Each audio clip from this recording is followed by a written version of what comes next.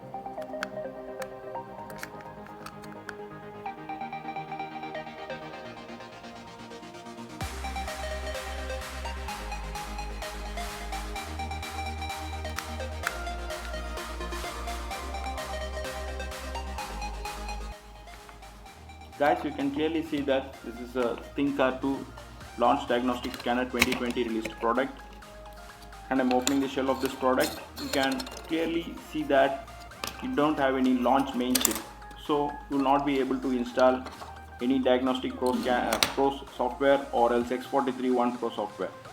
So if anybody say that I will have to get all the brands of the software for you and you have to pay me some money, don't ever try this, because you'll get cheated, right? So I think this video will be useful for you. And one more thing, I have purchased this product by spending my own money to show you the actual thing inside this, because I value my subscribers, right? That's it guys, thank you.